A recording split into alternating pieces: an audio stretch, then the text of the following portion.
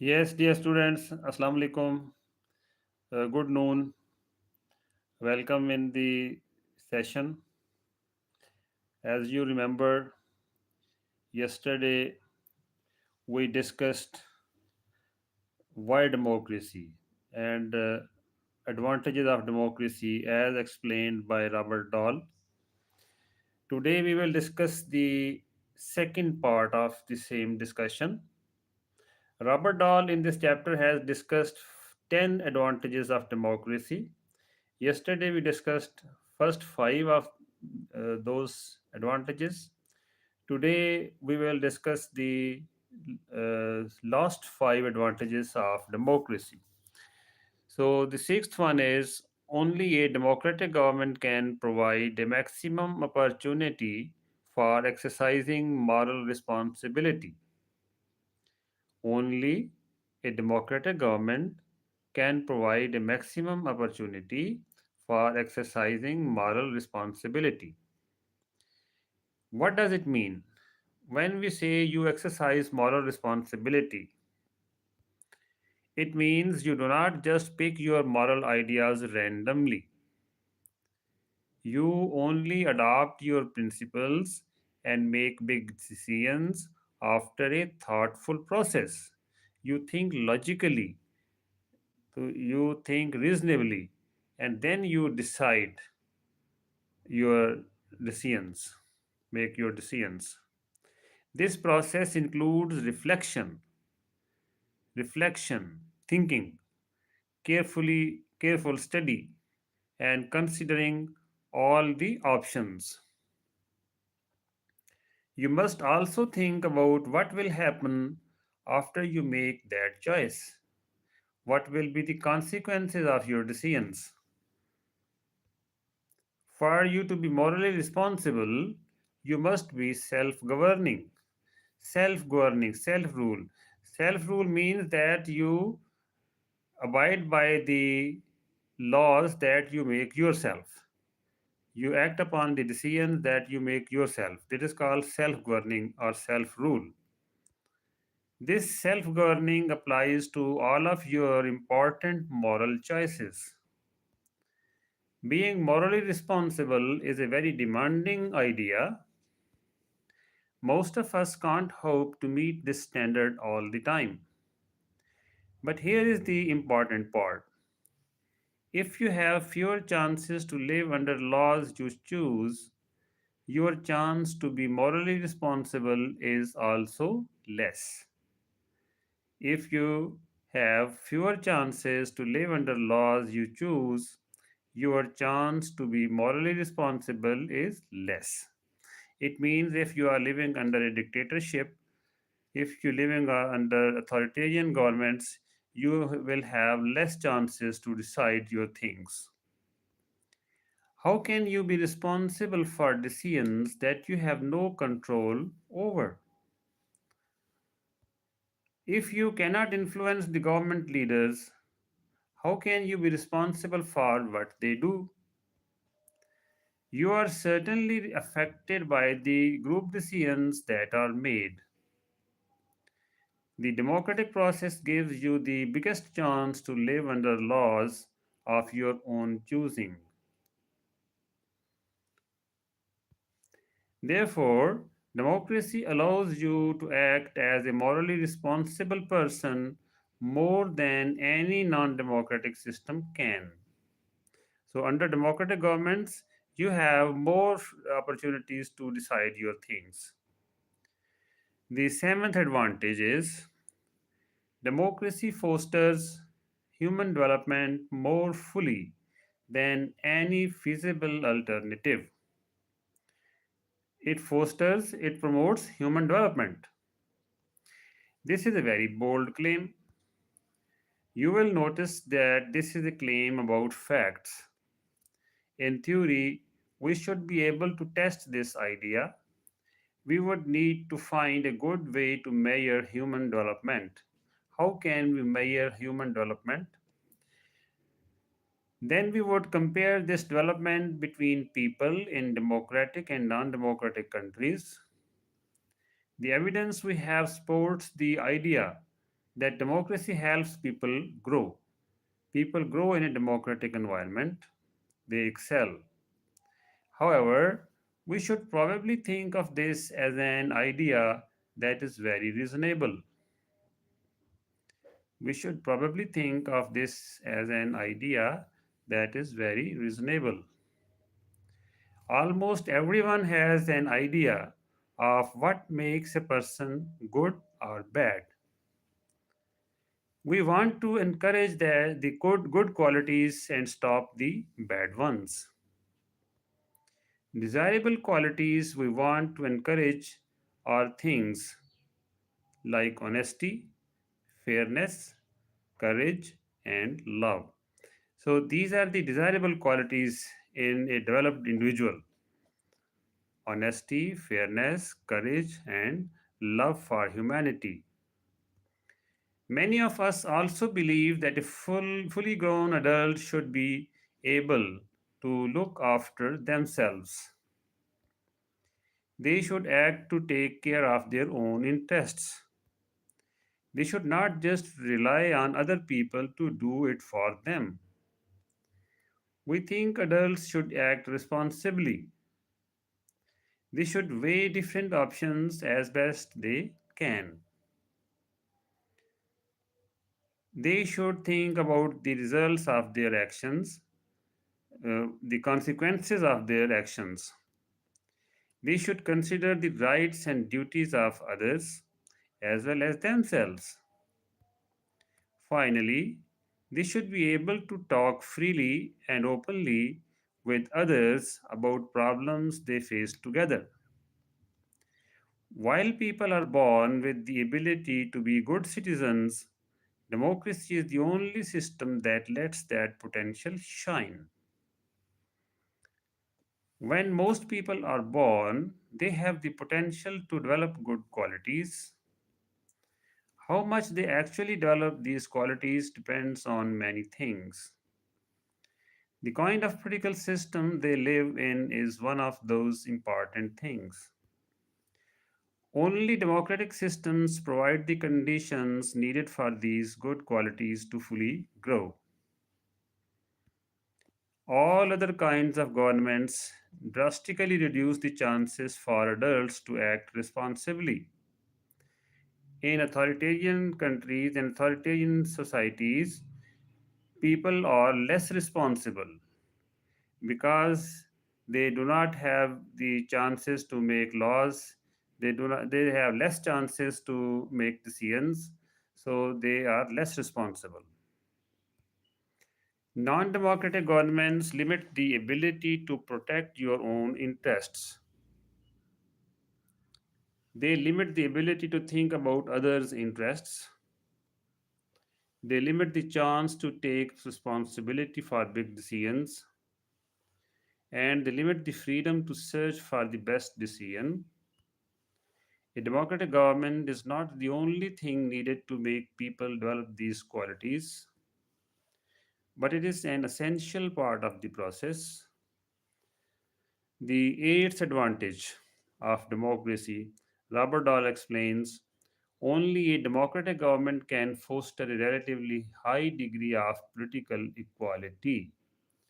Only a democratic government can foster a relatively high degree of political equality.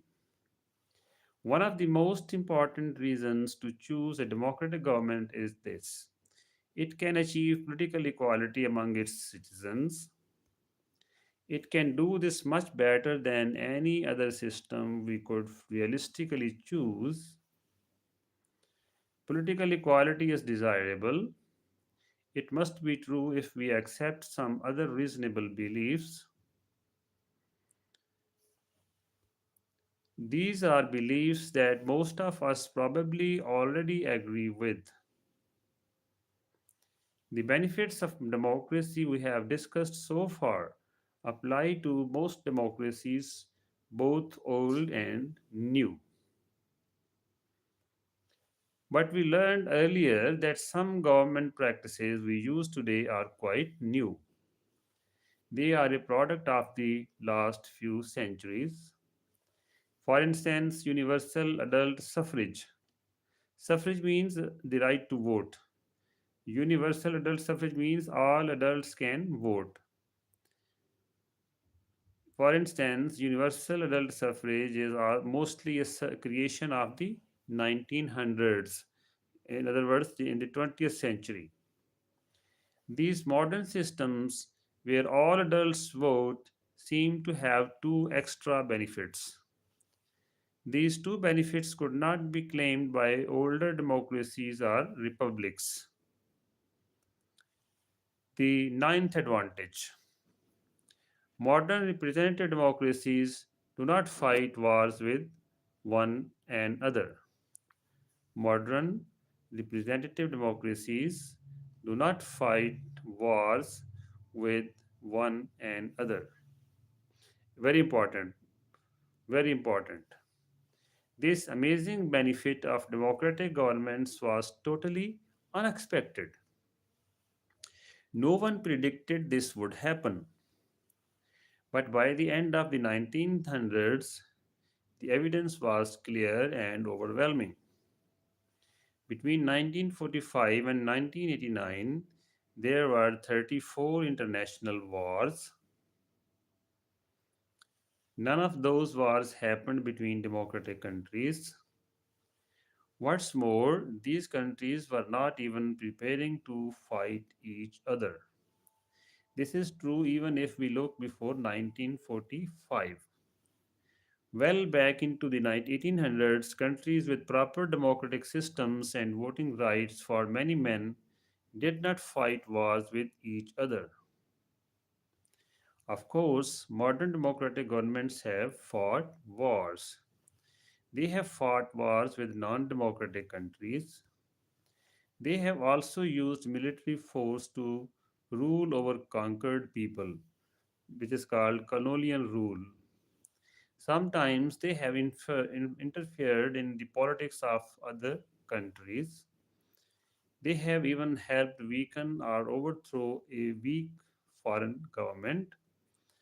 For instance, until the 1980s, the United States often supported military dictatorships in Latin America. In 1954, the US was involved in a military coup that removed the newly elected government of Guatemala. Still, the fact that modern democracies do not fight wars with each other is amazing. One reason is that modern democracies trade so much with each other. High levels of international trade encourage them to be friendly instead of fighting. It is also true that democratic citizens and leaders learn how to compromise.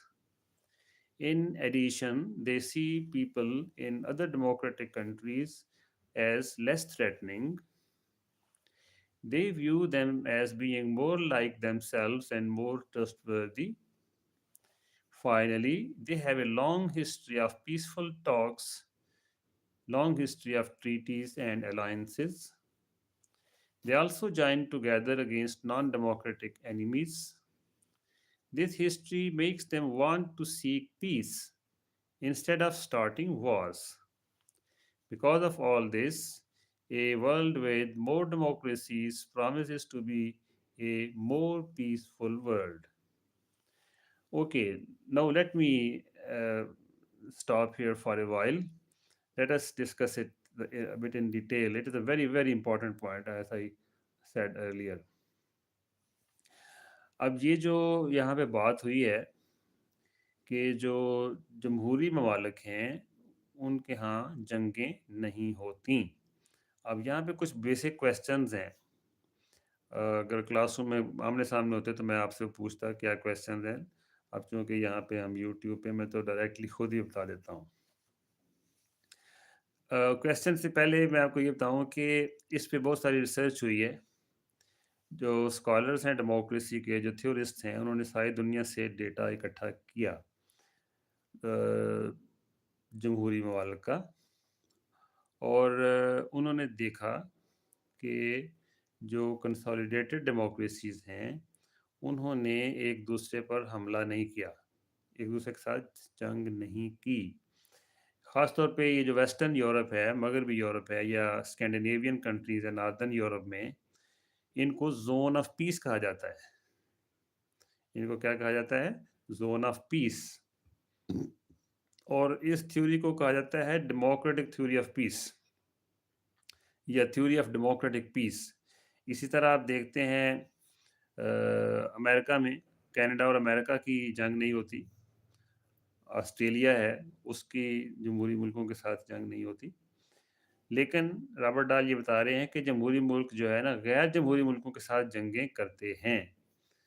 तो उसमें अब सवाल फिर अगला पैदा होता है कि पाकिस्तान और इंडिया की भी जंगें हुई। पाकिस्तान और इंडिया दोनों जमहूरियतें हैं। तो उसका जवाब ये है कि इंडिया की जमहूरियत भी अभी उस तरह से डेवलप नहीं है।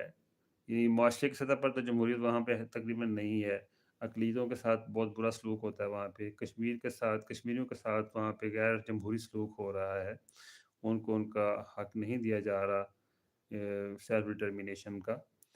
जो इस तरह बाकी जो इंडिया के इलाके हैं उसमें भी मजहबी अक़लीतों का बहुत बुरा हाल है। अच्छा, लेकिन इंडिया का ये है कि वहाँ चलो इलेक्शन होते हैं, इलेक्शन होते आए हैं और direct martial law as such उस तरह से नहीं रहा। उसने एक दफ़ा इमरजेंसी नाफ़िज़ कर दी थी इंदिरा गांधी ने। इसके अलावा वहाँ पे इलेक्शन से ही हुकूमतें बनती रही हैं। पाकिस्तान का मामला मुख्तलिफ है। यहाँ पे आप देखते हैं कि जमहूरियत 3 दफ़ा 3-4 दफ़ा बिल्कुल बंद कर दी गई और यहाँ पे मार्शल लॉ नाफ़िज़ हो गया। इलेक्शंस बंद हो गए और बाज़ का तो सियासी जमातों पर भी पाबंदी लग गई। तो कंसोलिडेटेड डेमोक्रेसीज़ की डेफिनेशन ये है कि कम अज़ कम 6 दफ़ा मुतवातर मुसलसल इलेक्शन के ज़रिए हुकूमत में तब्दीली आए, नई हुकूमत बने। 6 दफ़ा मुसलसल इलेक्शन के ज़रिए गवर्नमेंट तैनात हो, अपॉइंट हो, तो फिर वो कंसोलिडेटेड डेमोक्रेसी कहलाती है। पाकिस्तान अभी तक कंसोलिडेटेड डेमोक्रेसी नहीं है, ये ट्रांजिशनरी डेमोक्रेसी है। ये 2 कदम आगे जाती है, 2 कदम पीछे जाती है। कभी मार्शल लॉ लग जाता है, कभी इलेक्शन शुरू हो जाते हैं। तो इस तरह से पाकिस्तान अभी तक कंसोलिडेटेड डेमोक्रेसी नहीं है। तो आप लिटरेचर पढ़ेंगे ना इंटरनेशनल स्कॉलर्स का, तो वो जो डेमोक्रेसीज़ का ज़िक्र करते हैं जो क्लासिफ़िकेशन करते हैं मुल्कों की, पाकिस्तान गैर जमहूरी ममालिक में गिना जाता है। तो ये सवाल उस सवाल का जवाब है कि जी पाकिस्तान और इंडिया के दरमियान जो जंगें होती हैं, वो फिर क्यों होती रही हैं? इसी तरह अभी आप देख रहे हैं कि इसराइल और अमेरिका एक तरफ और दूसरी तरफ ईरान की जंग हो रही है। तो उसमें भी इसराइल की और ईरान की जो जमहूरियत है वो उसको एज़ सच जमहूरियत नहीं कहना चाहिए, नहीं कहते। इसराइल जो कुछ फ़लस्तीन के साथ कर रहा है, तो ये अपने फ़लस्तीनी अक़लियत के साथ, तो वो गैर जमहूरी है। लेकिन चलें इसराइल के अंदर पार्लियामेंट है, इलेक्शंस होते हैं, एक अपोज़िशन है, तो इसराइल के अंदर जमहूरियत है। जो ईरान का मामला है, उसको भी पाकिस्तान की तरह जो डेमोक्रेसी के स्कॉलर्स हैं, रिसर्चर्स हैं, थ्योरिस्ट हैं, वो ईरान को भी डेमोक्रेसी तस्लीम नहीं करते क्योंकि बेसिकली वहाँ पे जो पार्लियामेंट है वो उतनी मज़बूत नहीं है, उसके पास उतनी पावर्स नहीं हैं। जो ईरान के स्पिरिचुअल लीडर हैं उनके पास पावर्स हैं। फिर जो पासदारान इनकलाब हैं वहाँ पे रेवोल्यूशनरी गार्ड्स, वो उनके पास बड़ी पावर्स हैं, तो जो कि इलेक्टेड नहीं हैं। तो इसलिए उसको भी बहुत सारे जो थ्योरिस्ट डेमोक्रेसी के स्कॉलर्स हैं, ईरान को भी जमहूरी मुल्क नहीं मानते। अच्छा, तो ये अपना बड़ा इम्पोर्टेंट है डेमोक्रेटिक थ्योरी ऑफ पीस।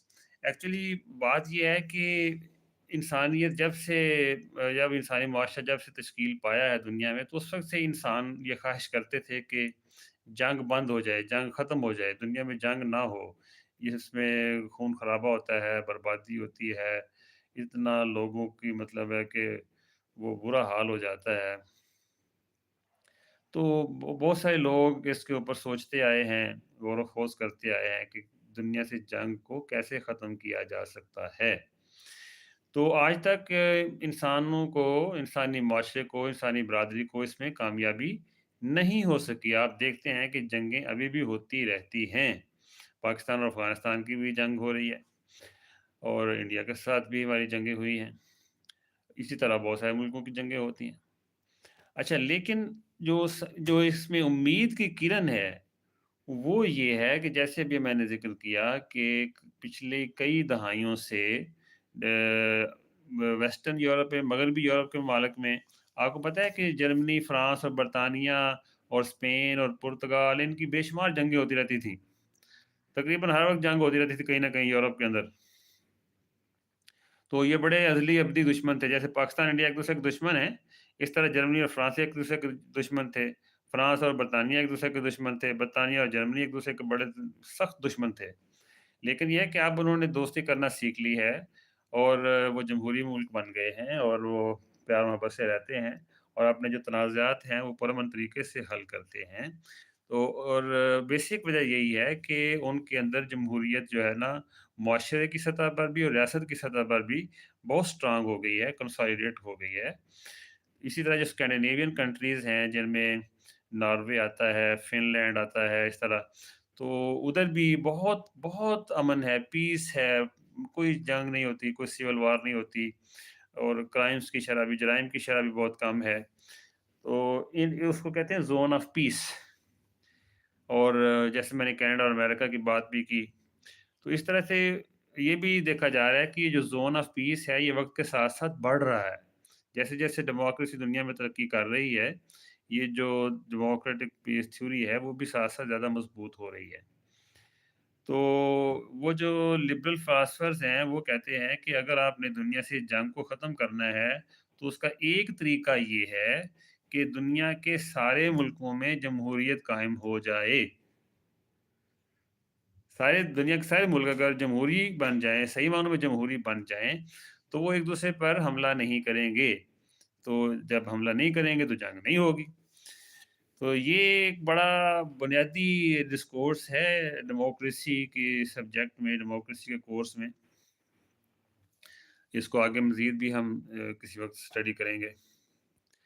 آگے چلتے ہیں جی، لاسٹ جو اس کا بینیفٹ رابرٹ ڈال نے گنوایا ہے ڈیموکریسی کا، وہ ہے countries with democratic governments tend to be more prosperous than countries with non-democratic governments۔ یہ بھی ایک بڑا امپورٹنٹ ہے کہ جو جمہوری ملک ہیں وہ عموماً باقی ملکوں سے زیادہ خوشحال ہیں، ترقی یافتہ بھی ہیں، خوشحالی بھی ہے وہاں پہ، وہ امیر ہیں۔ About 200 years ago, most thinkers believed something that is now wrong. 200 years ago, people thought democracy was only suited for people who did not spend much money, who are frugal. They believed that being rich, affluence, was a sign of monarchies or rule by a few rich people. But the experience of the 1800s and 1900s showed the exact opposite was true. Democracies became wealthy. When compared, countries that were not democratic were generally poor. The link between wealth, affluence, and democracy became very clear in the late 1900s.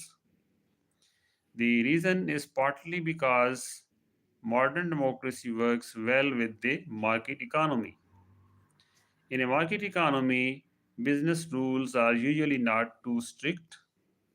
Workers are free to move between different jobs. Private companies compete strongly to sell their goods. Customers can choose for many products offered by these competing companies. By the end of the 1900s, not every country with a market economy was democratic. But every single democratic country did have a market economy. For the last 2 centuries, the market economy has usually created more wealth than any other system. Because of this, the old idea about government and money has been flipped upside down. All modern democratic countries have market economies. A country with a market economy is very likely to prosper. Therefore, a modern democratic country is also likely to be a rich country. Democracies usually have more economic advantages than most non democratic systems. For one thing, democratic countries encourage the education of their people. A well educated workforce helps greatly with new ideas, innovation, and economic growth. Also, the rule of law is usually stronger in democracies. The courts are more independent. Property rights are more secure for citizens. Business agreements, contractual agreements are enforced more effectively. The government and politicians are less likely to step in and stop economic life without reason. Finally, modern economies depend on good communication.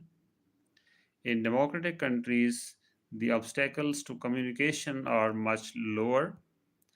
It is easier and much less dangerous to look for and share information than in most non democratic countries. In short, there are a few exceptions, but we can make a general conclusion. Modern democratic countries are better for business.